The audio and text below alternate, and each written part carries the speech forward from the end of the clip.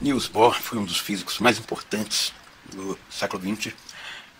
Ele ganhou um prêmio Nobel e também foi presenteado por uma cervejaria dinamarquesa com uma mansão onde havia uma torneira ligada diretamente à cervejaria e que bastava ele abrir para encher a caneca e tomar da cerveja ali, direto da fonte. Mas, na verdade, o nosso assunto não é o Niels Bohr, que foi um dos grandes nomes que a Dinamarca produziu, né? Ao lado do Hans Christian Andersen e do Merciful Fate, dos dois primeiros discos. De quem mais? Do meu avô. Kierkegaard. O Niels Bohr lia o Kierkegaard, mas é porque o Kierkegaard tem lá, assim, uma fala sedutora, né? Pelo menos para quem se deixa seduzir. E além disso, tirando ele, não tinha mais nenhum filósofo, né, dinamarquês. Então é isso. O Niels Bohr queria ler filosofia, tinha o Kierkegaard. Paciência, né? Mas a Dinamarca, então, teve esses grandes nomes, né? Niels Bohr, Hans Christian Andersen, Merciful Fate, dos dois primeiros discos. E meu avô, que foi aluno do Niels Bohr. Eu tinha que contar isso. Minha mãe outro dia me falou, eu não sabia. Eu não sabia também porque... por que meu avô me contaria esse tipo de coisa, sendo que eu era criança, durante o tempo que eu tive contato com ele, né, antes dele morrer. Não é que eu queira me gabar desse tipo de coisa, né? Eu poderia dizer que eu tenho dois primos que gravam, sei lá, novela da Globo ou fazem filme nacional. Eles são filhos da minha tia, irmã da minha mãe, filhas do meu avô, aluno do Niels Bohr, mas eu não tenho nada com isso, né? Por acaso, meu avô era dinamarquês, teve aula com o Niels Bohr, fiquei sabendo outro dia.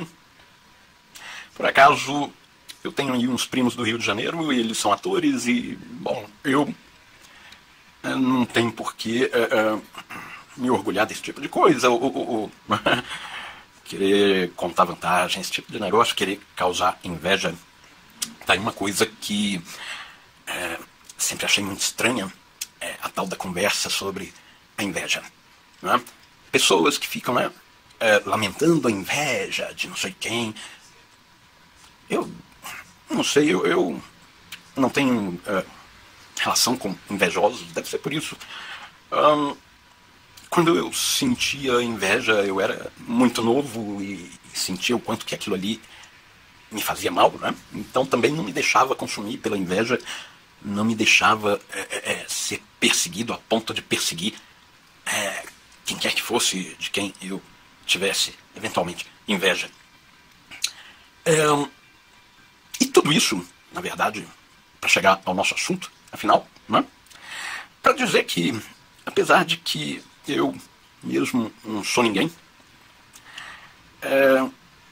e tem alguns colegas da física, um deles é da astrofísica, poderia até me dizer, olha, Niels Bohr foi mesmo um cara muito importante, tudo e tal, né? Mas digamos assim que, né, o estágio da teoria, né, quântica, hoje, da física, né, hoje já é um pouco mais avançado, né? Então isso aí tem mais a ver com a história do que com o que de fato é o nosso interesse, né? Quer dizer, compreender a natureza, a realidade tal como ela é, né? O Niels Bohr lá atrás deu uma bela de uma ajuda e tal, mas já subimos em seus ombros, etc.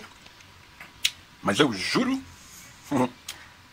que mesmo sendo eu ninguém e não tendo nada a ver com o fato do meu avô ser dinamarquês e etc., ao dizer essas coisas e sem querer, eu sou capaz de fazer com que alguém que é incrivelmente menos que nada sentir inveja, caso tenha alguma noção, por exemplo, de quem foi Niels Bohr. Não? É incrível. As pessoas têm diante de si uma tarefa maravilhosa de estudar e desvendar as coisas, a realidade. Mas por vezes elas conseguem ser tão menos do que nada que até hoje se deixam ser perseguidas pela inveja.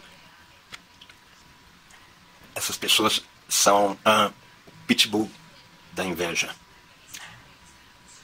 A inveja joga o pitbull pra cima dos outros.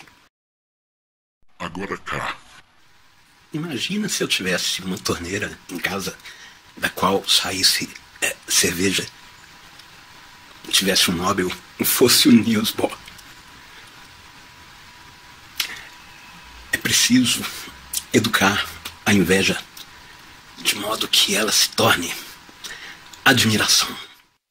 Não por mim, claro, que continuo sendo ninguém, mas pelo meu avô, pelos 2 discos do Mercyful Fate, pelo Hans Christian Andersen e pelo Niels Bohr.